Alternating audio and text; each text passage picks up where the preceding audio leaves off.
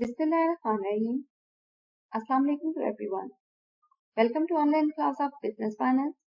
Today we are conducting our 20th lecture. I'm your instructor Sayyida Roshna.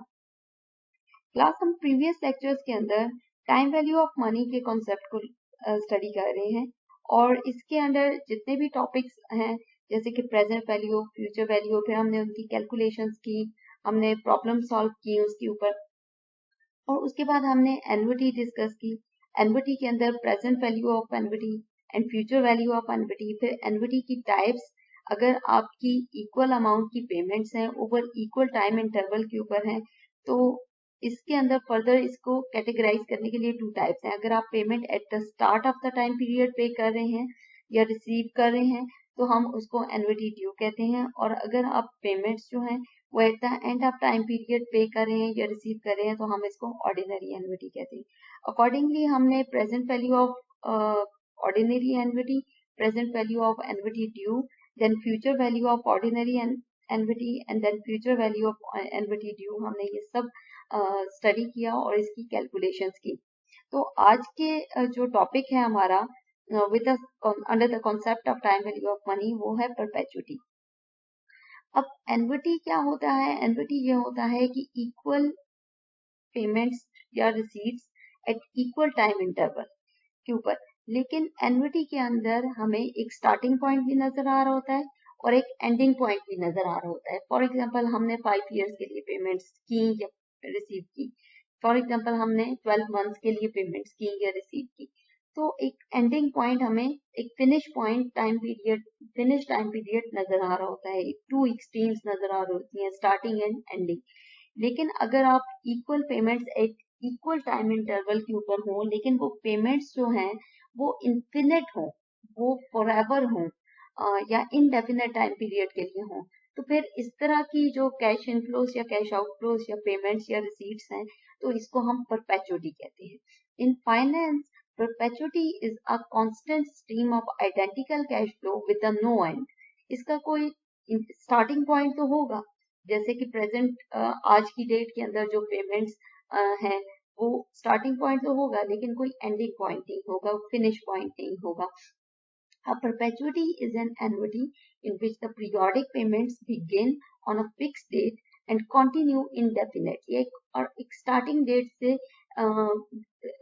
Than equal time period के ऊपर वो payment start हो जाएंगी और वो इनडेफिनेट पीरियड टाइम पीरियड के लिए होंगी। इसके अंदर हम एग्जांपल जो ले सकते हैं वो जैसे गवर्नमेंट के जो कुछ स्कॉलरशिप प्रोग्राम्स होते हैं, कुछ जनरल पब्लिक को हेल्प आउट करने के लिए कुछ स्कॉलरशिप्स दे रही होती है गवर्नमेंट, तो वो भी परपेचुटी के अंदर आ सकते हैं।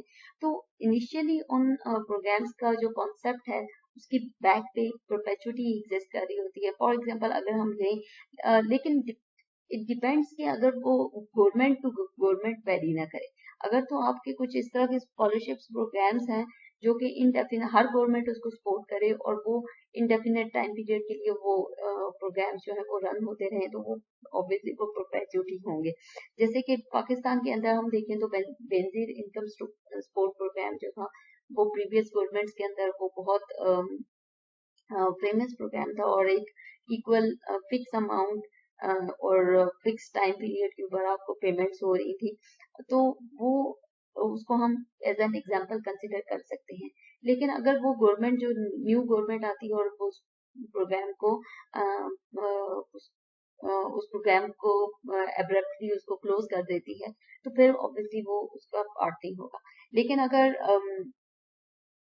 इन्वेस्टमेंट पॉइंट ऑफ व्यू से देखें तो यूके गवर्नमेंट के जो बॉन्ड्स हैं वो इररिडीमेबल बॉन्ड्स हैं और उनको हम इररिडीमेबल बॉन्ड्स को कंसोल कहते हैं, और वो एक ट्रू एग्जांपल ऑफ परपेचुटी है कि जब आप गवर्नमेंट के साथ इन्वेस्टमेंट करते हैं और गवर्नमेंट आपको इन्फिनिट टाइम पीरियड के लिए आपको आपकी इन्वेस्टमेंट के ऊपर रिटर्न पे बैक कर रही होती है, तो वो एक ट्रू एग्जांपल ऑफ परपेचुटी है।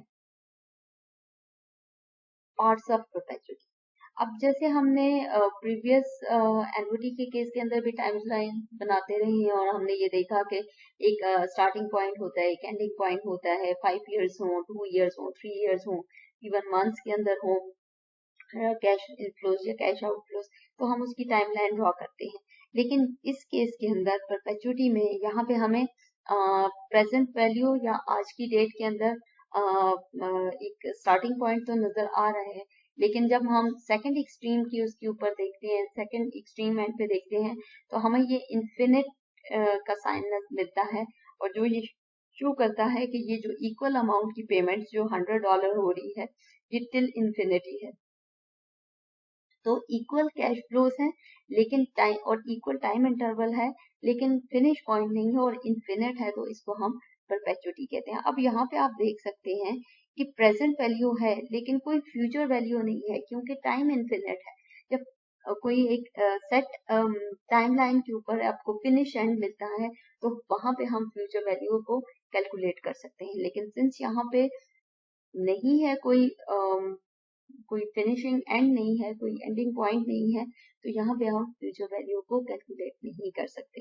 तो एक डिफरेंस तो ये हुआ एन्युटी से परपेचुटी का, कि यहाँ पे फ्यूचर वैल्यू नहीं है, जबकि एन्युटी के अंदर हमारे पास दोनों एक्सट्रीम एंड्स हमारे सामने होते हैं और हम कैलकुलेशंस उसकी कर सकते हैं। सेकेंड डिफरेंस जो परपेचुटी और एन्युटी क्या है कि वहां पे एक फिक्स टाइम इंटरवल के ऊपर हमें पेमेंट्स होती हैं, लेकिन यहाँ पे इन्फिनिट टाइम इंटरवल के ऊपर पेमेंट्स हो रही हैं। फर्दर इसको हम कैलकुलेट करते हैं और देखते हैं कि इसकी कैलकुलेशन कैसे होगी। तो परपेचुटी का जो फॉर्मूला है, क्योंकि यहाँ पे सिर्फ प्रेजेंट वैल्यू की कैलकुलेशन ही हो सकती हैं, तो इसका फॉर्मूला होगा present value perpetuity is equal to C over R। C represent कर रहा है कॉन्टिन्यूस कैश पेमेंट्स को या कैश फ्लोज को, और ये कैश इनफ्लोज भी हो सकते हैं, कैश आउटफ्लोज भी हो सकते हैं, ये कैश रिसीट्स भी हो सकते हैं और कैश पेमेंट्स भी हो सकती हैं। आर जो है वो रेट ऑफ इंटरेस्ट है, और प्रेजेंट वैल्यू को हम इस फॉर्मूला से फाइंड आउट कर सकते हैं। अगर प्रेजेंट वैल्यू गिवन है तो हम सी को फाइंड आउट कर सकते हैं, और इन केस अगर इंटरेस्ट रेट नहीं गिवन तो हम, और प्रेजेंट वैल्यू और सी गिवन है तो हम इंटरेस्ट रेट को भी फाइंड आउट कर सकते हैं। तो ये फॉर्मूला हम यूज करते हैं परपेचुटी को फाइंड आउट करने के लिए, उसकी प्रेजेंट वैल्यू को फाइंड आउट करने के लिए। फर्दर इसके अंदर हम देखते हैं कि इसको सॉल्व करते हैं with the help of N illustration. What is the present value of cash flow? हमने प्रेजेंट वैल्यू फाइंड आउट करनी है। कैश फ्लो कितना है? 750 रुपीज पर ईयर, हर साल के अंदर है और फॉर एवर है। अब इसमें हमने at the interest rate very कर रहा है, दो इंटरेस्ट रेट गिवन है। First one is 8% and the second one is 10%। तो हमने दोनों इंटरेस्ट रेट से इसको कैलकुलेट करके देखना है कि जो कैश फ्लो की अमाउंट है वो कितनी बनती है। तो यहाँ पे सबसे पहले तो हम वो वैल्यूज एंटर करेंगे जो हमें गिवन है इस प्रॉब्लम के अंदर। जैसे कि हमें एनुअल कैश फ्लो गिवन है, सी की वैल्यू गिवन है 750 रुपीज, हमें इंटरेस्ट रेट गिवन है एट 8%, और हमें present value of perpetuity find out करनी है। प्रेजेंट वैल्यू ऑफ परपेचुटी का फॉर्मूला हमारे पास है present value of perpetuity C over R। अब हम इसके अंदर वैल्यूज को इंसर्ट करेंगे।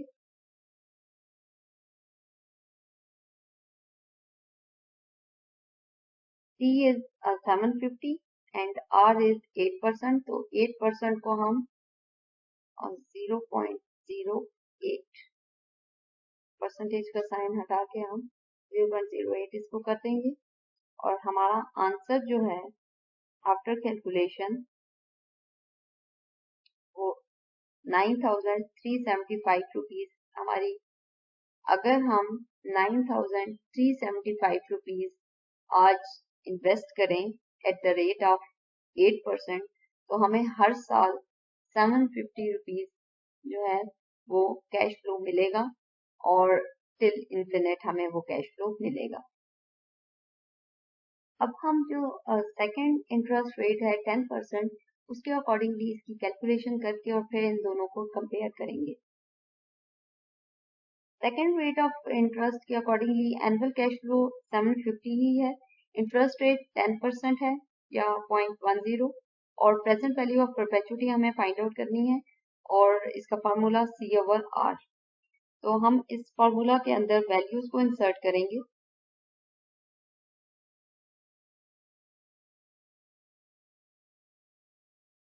C की वैल्यू 750 है, R की वैल्यू 0.10, और प्रेजेंट वैल्यू ऑफ परपेचुइटी 7,500। अगर हम 7,500 को इन्वेस्ट करते हैं 10% के ऊपर, तो हमें हर साल 750 रुपीज जो है वो मिलेंगे एंड टिल इंफिनिटी मिलेंगे।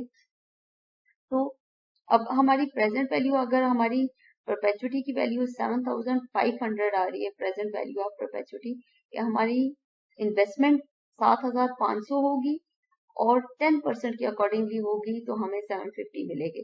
जबकि प्रीवियसली क्या था कि अगर 9,375 रुपीज हम इन्वेस्ट करेंगे at the rate of 8%, obviously rate जो है वो कम है तो हमें ज्यादा अमाउंट इन्वेस्ट करनी पड़ेगी। तो कम रेट के ऊपर, कम रेट होगा तो हमें ज्यादा अमाउंट इन्वेस्ट करनी पड़ेगी। 8% कम है 10% से, तो हमें ज्यादा अमाउंट इन्वेस्ट करनी पड़ेगी ताकि हमें 750 रुपीज हर साल जो है वो मिले। लेकिन यहाँ पे हमें इंटरेस्ट रेट ज्यादा है तो हम कम अमाउंट इन्वेस्ट करेंगे ताकि हमें 750 रुपीज हर साल जो है वो मिलते रहे। तो अब ये दोनों को हम कंपेयर करें तो 8% के हिसाब से और 10% के हिसाब से, तो यहाँ पे हमें 9,375 इन्वेस्ट करना है और यहाँ पे हमें 7,500 रुपीज जो है वो इन्वेस्ट करना है ताकि हमें 750 रुपीज मिलते रहे। नेक्स्ट कंपैरिजन देखते हैं एन्युटी का और परपेचुइटी। सबसे पहले इसका एन्युटी कहते किसको हैं और परपेचुइटी किसको कहते हैं। An annuity is a fix amount paid और received on equal interval for specific period. एक सर्टन स्पेसिफिक टाइम पीरियड, एक गिवन टाइम पीरियड जिसके एक स्टार्टिंग पॉइंट हो, एक एंडिंग पॉइंट हो, तो उस टाइम पीरियड के अंदर आप fix amount equal payments at equal time interval के ऊपर कर रहे हो तो उसको हम एन्युटी कहते हैं। On the other hand, perpetuity is the equal payment of an amount for indefinite period, और यहाँ पे आपका इन्फिनिट पीरियड के लिए अगर आपकी पेमेंट्स या रिसीट्स हैं तो उसको हम परपेचुइटी कहते हैं। Duration, annuity continues for a fix time, continuous होती है लेकिन फिक्स टाइम पीरियड के अंदर होती है। while the duration of perpetuity is infinite, यहाँ पे forever या infinite पेमेंट्स टाइम पीरियड होता है। Types, there are two types of annuity, ordinary annuity and annuity due। जैसे कि हमने फिर ऑर्डिनरी एन्युटी की further future value present value calculate की थी, और एन्युटी ड्यू की भी हमने future value present value calculate की थी प्रीवियस लेक्चर्स के अंदर। जबकि परपेचुइटी की कोई टाइप नहीं होती, ना at the start of the time period या at the end of the time period नहीं होता, इसकी फर्दर कोई टाइप्स नहीं होती, बस आपकी equal payments at equal time interval के ऊपर टिल इन्फिनिट हो तो उसको हम परपेचुइटी कहते हैं। Interest use, compound interest is used for the calculation of present value और फ्यूचर वैल्यू ऑफ एन्युटी। हमने ये देखा था कि फ्यूचर वैल्यू ऑफ एन्युटी या present value of annuity calculate करने के लिए कंपाउंड इंटरेस्ट यूज होता है। In case of perpetuity, simple interest is used to calculate the present value, जबकि परपेचुइटी के अंदर सिंपल इंटरेस्ट यूज होता है प्रेजेंट वैल्यू कैलकुलेट करने के लिए। Future value, future value of the annuity can be calculated by using the compound interest। Annuity के case के अंदर हमने future value of annuity calculate की है, एन्युटी ड्यू हो या ऑर्डिनरी एन्युटी हो, हमने फ्यूचर वैल्यू ऑफ एन्युटी को कैलकुलेट किया हुआ है। लेकिन परपेचुइटी के केस में क्योंकि फ्यूचर वैल्यू एग्जिस्ट नहीं करती है, होती ही नहीं है, ये नहीं कि उसकी वैल्यू नहीं होती, उसकी वो एग्जिस्ट नहीं कर रही होती क्योंकि इन्फिनिट टाइम पीरियड है, तो इसलिए हम परपेचुइटी के अंदर फ्यूचर वैल्यू को कैलकुलेट नहीं कर सकते। तो ये डिफरेंसेस हैं, ये कंपैरिजन है एन्युटी का और परपेचुइटी का, और इसको आपने समझना है और इसको आपने याद रखना है ताकि फर्दर आपको इसकी कैलकुलेशंस के अंदर आपको हेल्प आउट हो। तो regarding this lecture, any question and queries are most welcome. Thank you for listening. Allah Hafiz.